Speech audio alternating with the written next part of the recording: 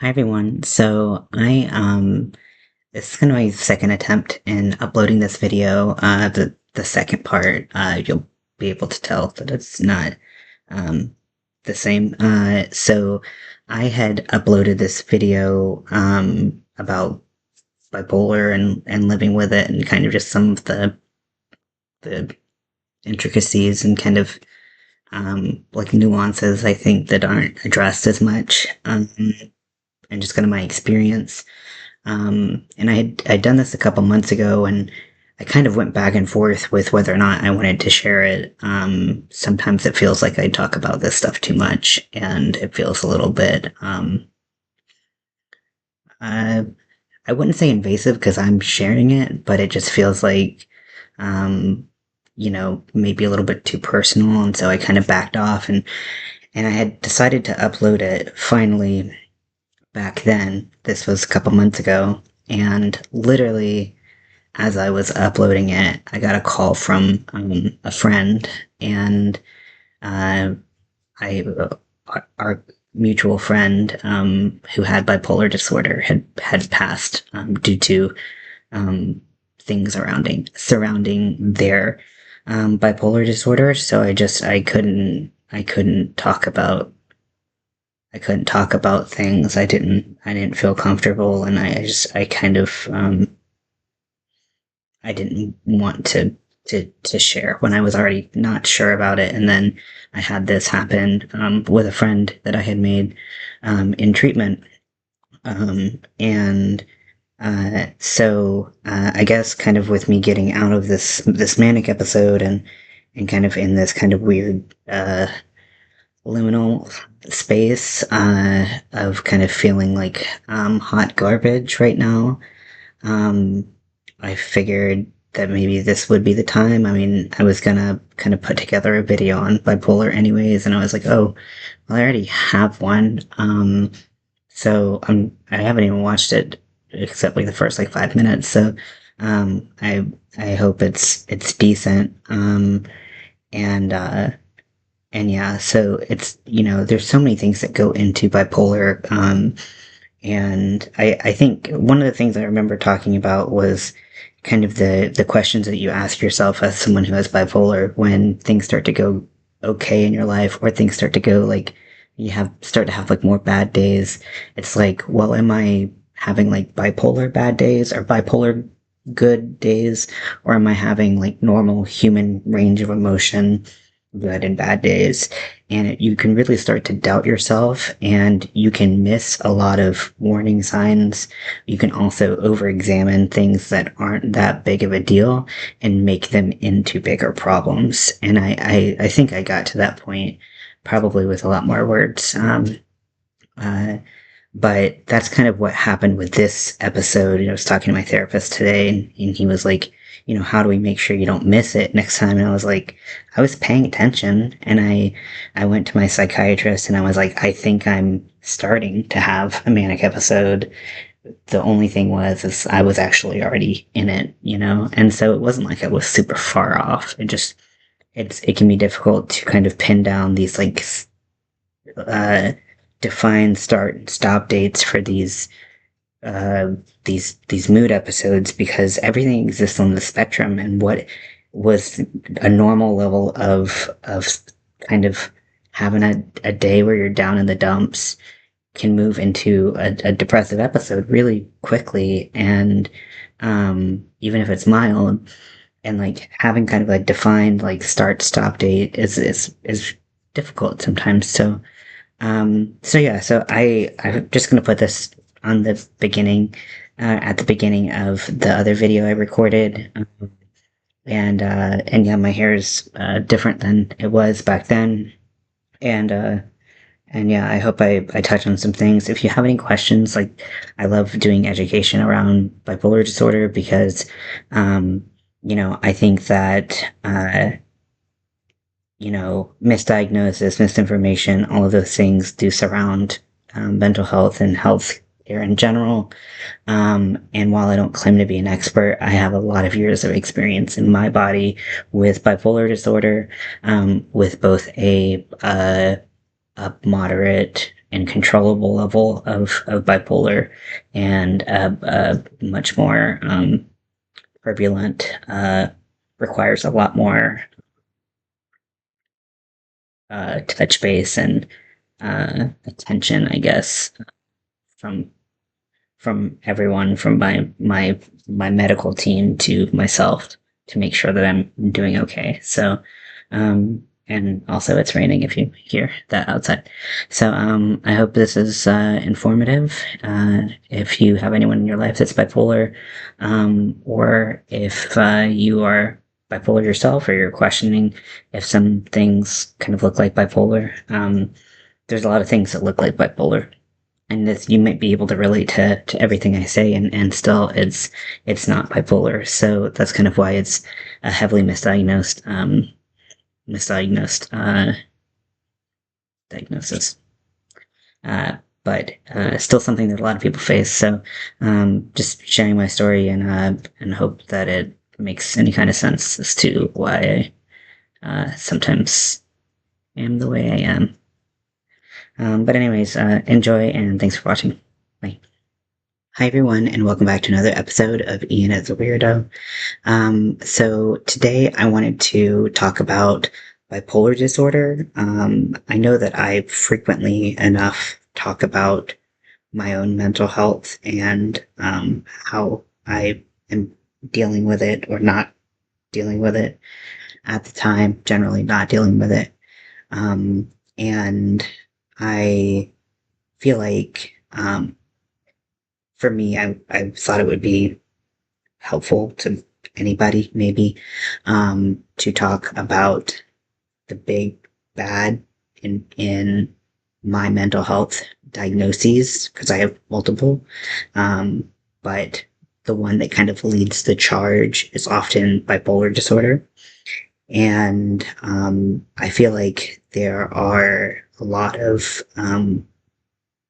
components around bipolar disorder that I've put together through the years of my diagnosis, and like through doctors that are treating me, through research that I've done on my own, and then like brought back to doctors and talked to them about, and also just like lived experience, right? And so I kind of want to talk about it because I think that, um, you know, the unfortunate truth is that a lot of people go a long, long time, maybe their entire lives, not knowing that they are bipolar, and that leads to some really difficult outcomes for them to live with.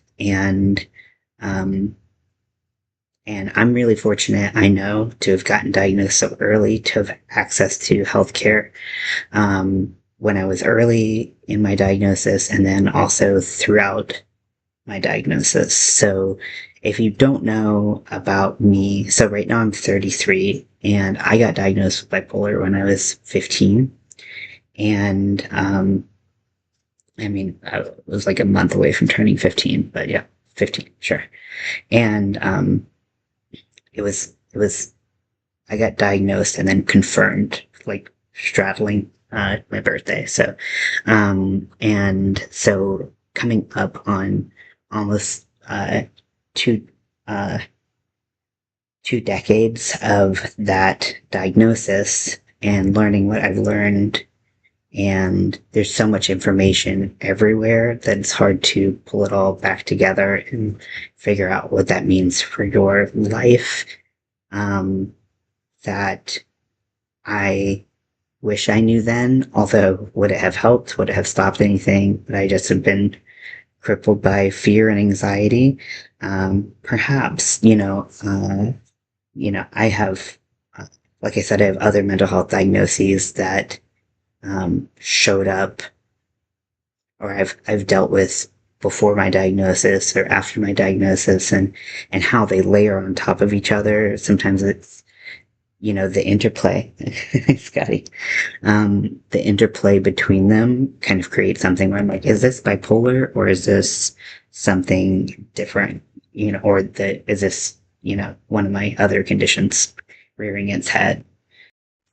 So I I got diagnosed, and I got diagnosed due to having significant SI, and that stands for suicidal ideation.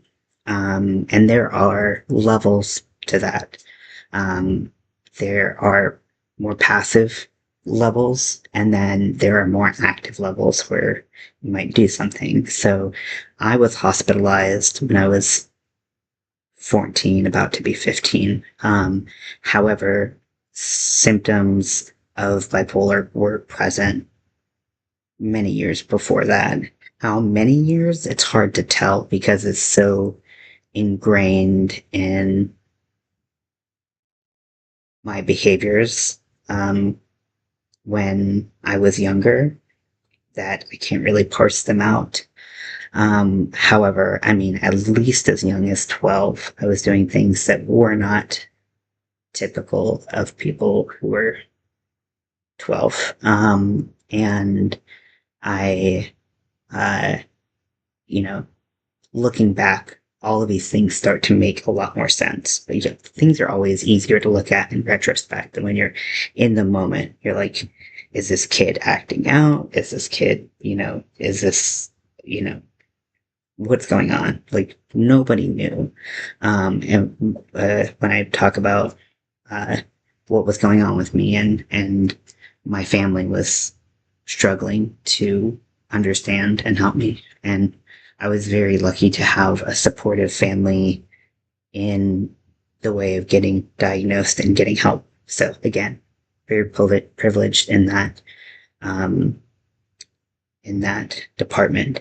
Now, going to the hospital, that was not my family's choice.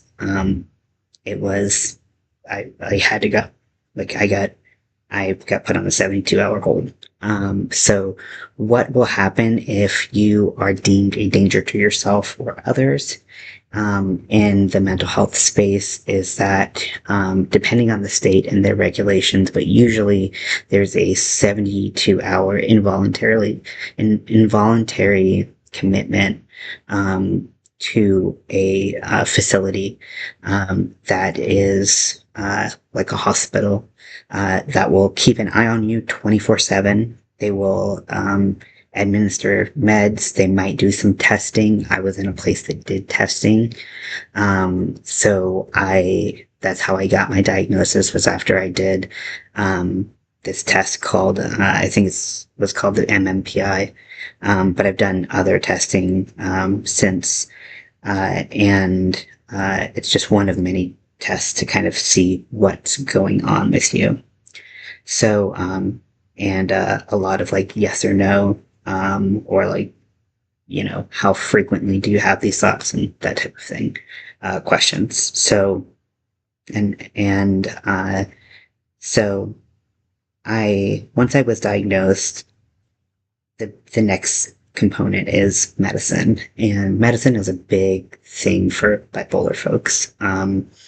And there are some people that can go their whole lives and they do not take medicine. They find something that works better for them. They have some kind of routine that works better for them.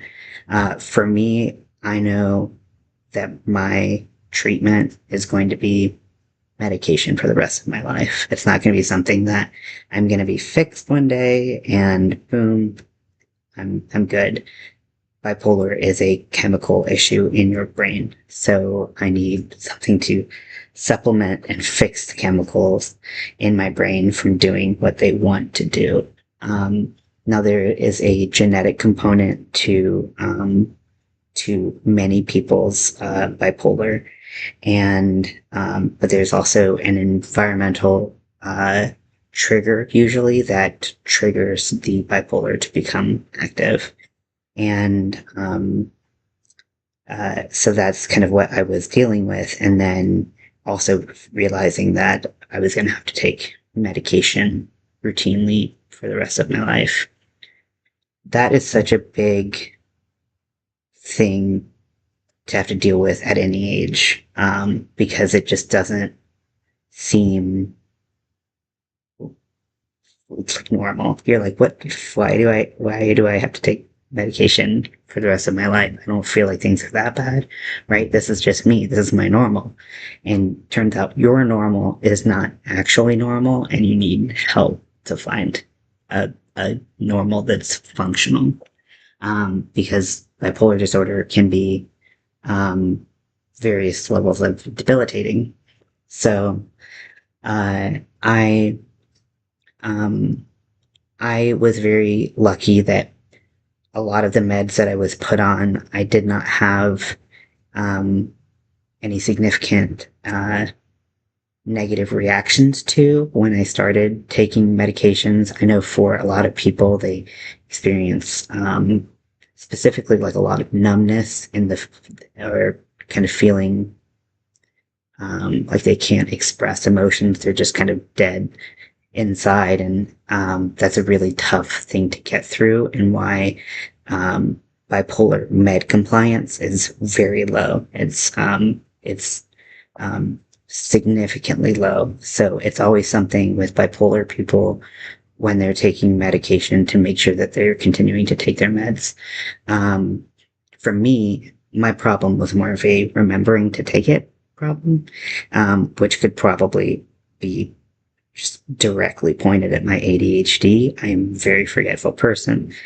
Even before my memory issues got significantly worse after my physical health issues happened in 2019. But that is that is something that I lost my train of thought. It always happens when I'm talking about ADHD. So it feels like a trope or something. Like it feels like like a comedy. It's like a sad comedy sketch, but nope, that's just what it is. Um, but I would often forget to take meds, and so the thing is, if you're on the right cocktail of meds, you should be able to feel like this is like the theory, right? That you should be able to feel a normal range of emotions.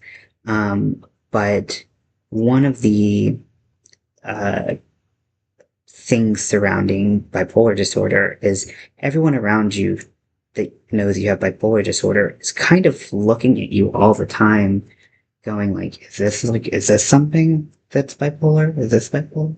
And so anytime you kind of have any reactions to anything, it's all of a sudden like, did you take your meds? Did like, are your meds not working? Do you need to go back to the doctor? Like it becomes, um, it it instantly becomes a constant conversation that you're having anytime you have a reaction to anything, especially in the beginning.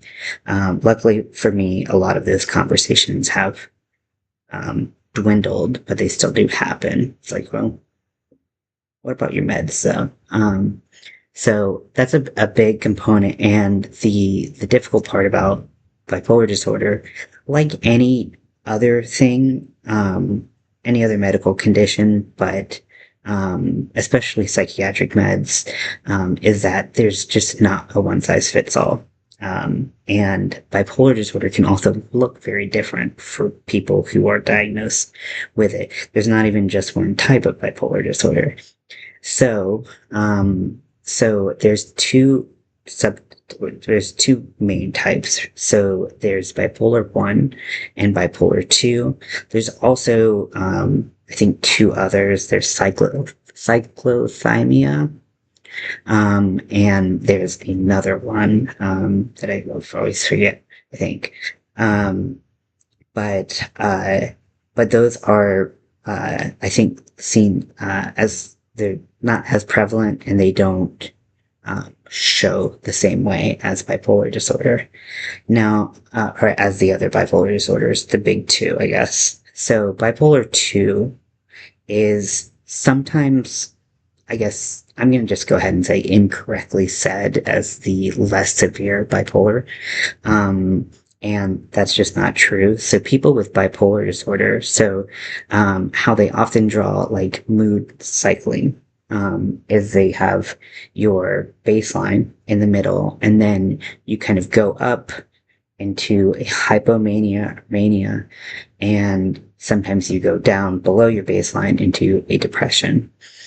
And people who have bipolar 2 have experienced the depression requirements to be depressed enough, because it's not just like feeling bad for like a couple days. It's like it's got to be a certain length of time, and all of the criteria have to, or enough criteria have to be checked off for you to be diagnosed, right? And it can't be explained by anything else. So bipolar 2, you do experience depression, but you don't necessarily experience mania. So mania is when you have these heightened, elevated moods. Um, and you can experience hypomania with bipolar 2, but you don't experience mania. Now, the difference between hypomania and mania, hypomania is either shorter in a period of time, so mania has to be 7 days or more. Um, and, uh, and hypomania, can be anything shorter than that. It's considered a hypomanic episode. And, you, um, or it can be less severe. You're not going to like the full like brink of sanity. You are just going to, you know, getting up there. You're getting up there and things are off, but they're not as much. So that's bipolar 2. So when I was initially diagnosed, I was diagnosed as bipolar 2 because in the questions, they were asking questions like, do you feel like, do you have these extreme energy bursts that you are so happy and you feel like you're just on top of the world and all of this stuff? And first of all, they asked me these questions when I was depressed. So I was I was assuming that I had never been happy and I never was going to be again. And, and also it doesn't have to be a happy experience. And so some people, when they get manic, they get very happy and they are on top of the world and nothing can stop them and all of that, all of those symptoms of mania. For me, my mania looks different, and that was a huge part in me getting misdiagnosed for a long time. It was like a little over 10 years, or maybe right around 10 years that I had been diagnosed when my diagnosis got switched because we were looking at the patterns and was like, oh, this is actually what my mania looks like. And my mania is not happy. It's very irritated, irritable, like so angry. I can't, I want to crawl out of my skin. I, I have a very short fuse. But I'm also like doing other things that are more typical in mania, but very creative, a rush of ideas, like, pressured speech. So I'm talking really fast and I can't get my thoughts out. I can't get my thoughts out fast enough. So my words are kind of all jumbled and I kind of am like very, like, I'm just like tense. All your muscles are like tense and you're just like, bah, like spewing all these ideas. I also like, um, uh, since since 2019, like my mania looks like feeling, I have more physical symptoms of feeling like I have like electric, like voltage, like going through me, or, um, like feeling like I'm on fire. Like sometimes, like I literally feel like my skin's on fire and I need to like literally take it off. And that's not a pleasant experience if you can believe it. I didn't, and then sometimes it's like, uh, one of my, um, one of my early warning signs, is for mania is that I want to start a business. Every time, almost every time I get manic, I want to start a new business, and it's always a thing, and it's something that I have to look out for. And when you have bipolar, one of the things, and actually when you have most mental illnesses that you can actually, I'm just going to just broadly say most mental illnesses, but every doctor is different with whether or not they'll tell you to do it right.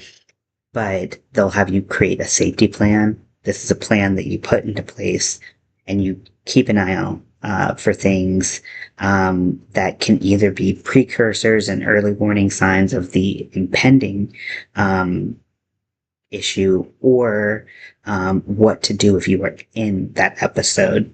And so for me, I have like a list of things that can happen. One of them being trying to start a business and like not just like, hey, I think it's a good idea to start a business. I'm gonna do some research in the coming weeks, see if it's feasible, stuff like that. It's like, no, I have an idea and I'm gonna spend all night researching how to do it. I'm gonna do 10 spreadsheets on how I can do it. I'm going to call the companies that can help me start my business and I'm going to see how much that would cost. And then I'm going to like, I'm going to start designing my letterhead. Like it's literally, it's so immediate and like the intensity of everything it's just dialed up so much that it's unbearable. Um, but, um, in these safety plans, they have you, are you going to contact your doctor if it's bad enough? Are you going to go to a hospital if it's even worse and you need like emergency care now? Like that is something that you have to do sometimes. Sometimes you can't wait to get in to see your doctor and you do have to go in. Also, if your doctor, if you're going to potentially hurt yourself or someone else, you have to go in to a place and they have to monitor you. You're not safe. And that's a realization that sucks. It's a realization that you have to, think about the money that you have and, all of these things. Who's going to take care of your pet if you go into and you live by yourself? All of these things are factors. They can be really, really scary. They can also be prohibitive to people getting help. And I can say that it's been like that for me at some points. Not as many points as it could have been, but um, it's all of those things are stuff that you have to think about, and and at the time you are in crisis. So but safety plans are essential for people who are dealing with any kind of mental illness, but especially people who are dealing with what's called a severe mental illness. So this is actually a classification, and only um, two types of disorders fall into severe mental illness, and it's bipolar disorders and any schizoaffective or schizophrenic spectrum disorder. I've seen different wording, but also you can be bipolar and have schizoaffective traits. Now, bipolar 1 is the one that will have manic episodes. You definitely have manic episodes. You might not get depressed, but if you have manic episodes, then you do fall into the bipolar category. And I am lucky enough that I do have both manic episodes and depressive episodes. And I have mixed episodes, which means that I can be experiencing symptoms of both at the same time, which might not make any sense at all. But if you can imagine your body being ripped into like 1,000 pieces at the same time, or you're like being drawn and quartered by your emotions, that's exactly what it's like. It is awful. It's physically uncomfortable, and it's one of my least favorite things about this condition. Even though there's not many things about this condition I'm super fond of. But bipolar 1 will have the manic episodes. Now, manic episodes, it's it seems like a fun idea, right? You have energy, you can do things, and someone might be really fun, really personable when they're manic. But mania can be so destructive to the person to the outside world, to the relationships, anything like that. Mania is not something to be taken lightly. Even if the person looks like they're having a good time, and they may be having a good time, it's not a good thing, if that makes sense. When someone's depressed, obviously you want to keep an eye on them, make sure that they're safe. And this goes for any type of depression, not just bipolar depression. Um, so I, that's why it's important to have people around you who can know what's going on. And the thing about this condition, especially if you have the manic part of it, is that, and this is something that I learned later on in my diagnosis, actually, just, when I was helping my lawyer um, get data to present my case for disability, um, is that so there was a study that Andrew Huberman in his podcast about bipolar disorder. It's called Solving Bipolar Disorder. It's amazing. It's really fascinating. I can only ever watch like about half of it before it gets to like neurotransmitter-y, and I'm like, I have no idea what's happening. My brain is too oatmeal-y for that. Um, but um, but studies have been done with people who just got diagnosed with bipolar disorder, and in a manic episode, they did scans of their brain, and there's a part of their brain that's just lighting up. So the neurons are active, they're firing, they're going hard in whatever that person's thinking about at that time. Now, over time with a bipolar diagnosis, especially if that person's had multiple manic episodes that have not been managed and quelled to a certain extent, is that they'll do the same scans on people who've had it like 15, 20 years, and that same area is dark. Like, it's not happening. And what happens is that they experience neuron death in that area. And so they have brain damage from having mania. And that part of the brain they've identified, that part of the brain they've identified as the part of the brain that's in charge of self-awareness. Now, recall how I said you might not know you're manic, you might not know these things? The longer you have bipolar disorder and experience mania, the less aware that you're having mania. That's not good. That's not good. So it's a degenerative um, disorder, and I feel like not a lot of people, actually, no one else has ever told me that. But when I brought it up to my doctors, they were like, oh, yeah. And I was like, I would have really liked if, and I don't know, maybe it would have just served to scare me. So maybe finding it on my own was the right thing to do. I don't know. But uh, I feel like when someone is 20, almost 20 years into a diagnosis and they're experiencing the level of ouchie that I'm experiencing, I feel like it might have been like a good conversation to have. Um, so that's a super fun part of it. Um, and you guys got to see my cats, but um, so one of the things about that lack of self-awareness is that you need to have people around you who can read you really well, who can understand what your condition looks like for you, right? And so they can't compare it to everyone else's symptoms. They they just can look at you, knowing you as a person, knowing that this is not normal for you, and helping you through that process.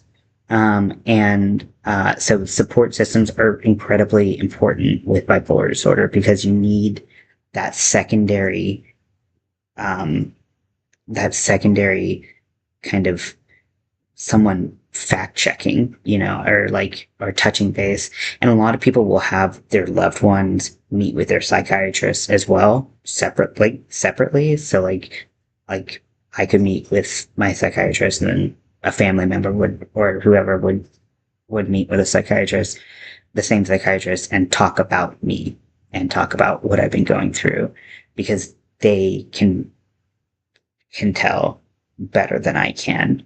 Um, and that is a difficult position to be in when you are an adult and you are trying to be independent, because you you want to be able to say that you know yourself better than anyone else. And the fact of the matter is, truly, sometimes that's not the case. And that's a really hard thing to come to terms with. At least it was for me. Um, so I feel like that is something that is you know over time I've had to come to terms with more and more, because I thought that my bipolar was in a different place than it was for a very long time, and that led to a bunch of very, very bad outcomes. And luckily, like when you look at the statistics around all different facets of how bipolar people interact and live in the world. Like incarceration rates are much higher. Um, they're lower than schizoaffective disorders, but they're still like statistically significantly higher to be incarcerated.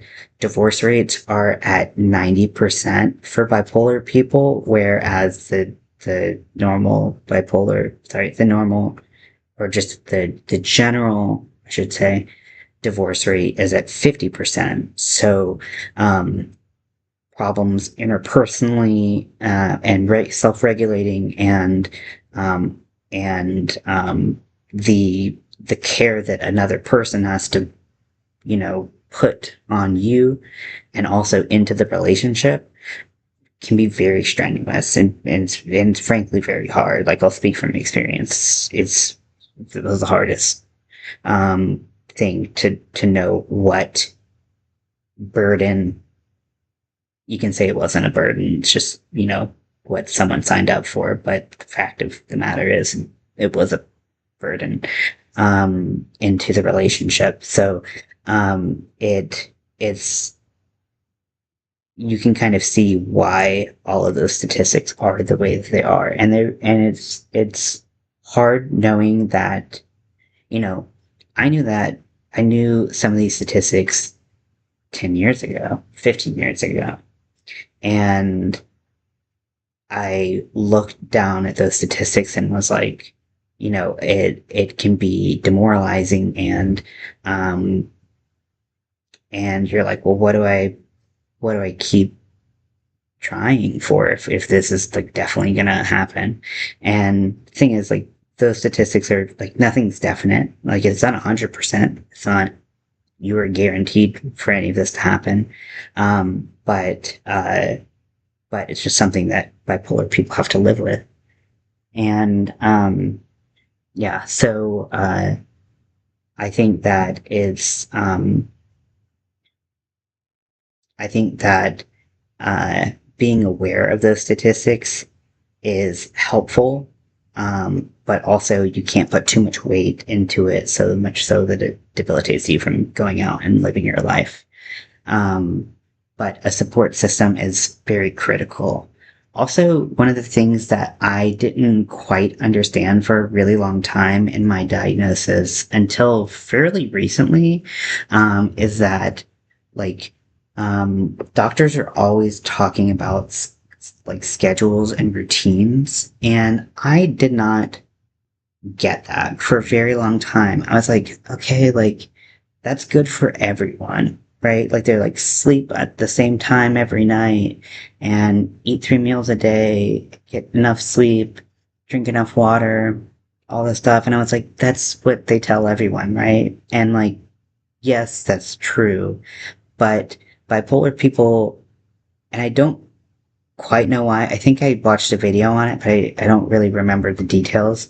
But for whatever reason, bipolar people are particularly sensitive to changes in schedules and like significantly so, and that can lead them into an episode or just throw them off temporarily. And like as evidence for this, um, I this happened to me growing up all the time, and I didn't understand it. But I used to go every year. I would go to uh, a family vacation with my ex, and it was her family, and I it would be a week long vacation, and for the first 2 days, I could not talk to anyone. I would be excited for the vacation. I would be like I'm gonna have so much fun. Every time I do these vacations, I have such a good time. And then I get there, and then the minute I'm there, like my mood is in the toilet. I can't stand any sounds. Like everything is just grinding my gears so much, or I'm very like I'm instantly depressed, and then I pop out of it pretty suddenly after a couple days. And what had happened was that I changed my schedule, and that threw me off. And so even things like that are supposed to be fun and I truly enjoyed, like vacation, I couldn't enjoy all of it because those first 2 days I just was totally off. So, so that's how significant and how wild those like routine changes can be. So I mean, like I'm still terrible at it, but I do try to keep a better routine. And another big factor is, a lot of people with bipolar have sleep issues, and then like the sleep. So like bipolar begets sleep issues, and then sleep issues beget beget bipolar episodes. Another early warning sign is if my sleep starts getting off. And so I will go into an episode because like one thing like chicken or the egg type of situation. And I feel like that it's something that has just been like an ongoing struggle for me. And sometimes it's better, sometimes it's worse, but um, I really go through phases with that, but that is a huge thing with bipolar. Um, Now, I forgot to say when I mentioned that bipolar and schizoaffective disorders are classified as severe. Um, this does not, that classification does not mean, and I was told this because I found that out, and I asked my doctor about it, and my doctor was like, it doesn't mean, oh, it was a therapist. Um, and it was like, it doesn't mean that people who have these disorders are more sick or more like that, or the other ones aren't that bad, and like it doesn't matter if someone has depression or anxiety or any. It's not what that means. Severe is about the amount of monitoring that these conditions require in general versus these other mental illnesses. So I so I think that is an important note to make if you ever hear one of these be called a severe mental illness, and then you hear these other ones being called I don't think anyone would say not severe, but they aren't in the classification of severe mental illnesses. And it doesn't mean that you shouldn't take them seriously. It just means that the amount of monitoring and with medication and psychiatrists or anything should it just means that you have to be a little bit more vigilant about changes because um, they can be a little bit harder to pin down and stabilize. So really wanted to mention that so that I don't disregard other um, things that people are going through. But I think that if I had to, I was trying to think about this because I wanted to kind of describe cat's tail, kind of describe what the bipolar brain feels like. And it's hard because as long as I can remember, I've been experiencing symptoms of bipolar, and I I feel like it's like so it's like what is normal? I don't know. I've never had like a normal brain. But what I feel like is like everything is more intense. All the emotions and your interpretations of the emotions are more intense, especially when you're in an episode. When you're in your baseline, it's you're like it's fine, and you still I've heard experience things on a more on a more um impacted level or something. I don't know. Like people who are bipolar do experience more like heightened emotions at their baseline. Um, but I mean, being depressed, I think that a lot of people can fathom that easier than they can fathom mania. Um, because a lot of people have experienced at the very least sadness or some like light level of depression, and um, you know, it's but having these kind of two things that that this is just cyclical, and it's there's often this like sense of like impending doom coming out of an episode where if you had a depression and you were starting to feel better, you might start to think, oh no, am I going too far? Oh no, am I going like too elevated? And now I'm gonna be in a manic episode. Or the same thing is coming back down. Are you going to crash from your manic episode and you're going to go into a deep, dark depression and you're going to want to live in a hole in the ground and until, you just wither away? And those things, it's just like you can't. I mean, I'll speak personally. I feel like I can't enjoy feeling like I'm recovering from an episode because I'm just waiting for the other shoe to drop. And then there's also like a lot of there is stigma around it. I feel like I don't really notice that I'm as impacted by it. I feel like there are some people who are more impacted by the stigma against bipolar disorder. I mean, I've experienced it with healthcare professionals who don't want to believe me because they can see in my chart that I have bipolar, and therefore they're like whatever, he doesn't know what he's talking about. And that sucks to not be taken seriously and to feel like someone thinks I'm like in hysterics for like no reason, which I'm not often in hysterics, but they think that it's because again with these heightened emotions, they think I'm hysterical, and I'm like, I'm not. This is not me. This is me on like a normal Tuesday, friend. And so, but I think that people, anytime someone has, I think the trend of, ongoing trend of like anytime someone has a mood swing of any kind and being like, oh, they're acting so bipolar. Like, oh, they thought this one day and they thought this another day. That's so bipolar. It's like, yeah, okay, well, if it was that easy. But I don't get offended by it because it's, to me, just out of place of not knowing any better.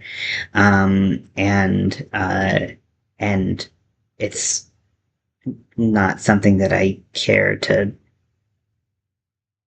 correct or anything like that. I mean, there's so much worse going on in the world, and if that's the worst it gets, it's fine. But I think that I know that when I was younger, I was more sensitive to that kind of thing. So, but bipolar is a really complex illness, like most of them, right? And it's usually comorbid with like other types of illnesses, and so the way that those play off each other can be different for every single person. So, um, but yeah, I guess I never really kind of talked about bipolar itself, and I thought that maybe someone would be interested. So maybe someone is. Maybe this helps someone. Maybe it doesn't help anyone. I hope it doesn't hurt anyone. So, if you have bipolar, if you know someone who has bipolar, and this experience or this long-winded story sounds familiar or it sounds wrong, let me know. And because my bipolar symptoms and all my mental health symptoms before 2019, when I had some physical health problems that led to furthering my mental health problems, that bipolar is way different than what I deal with now. This is way more severe, whereas before I had a um, very manageable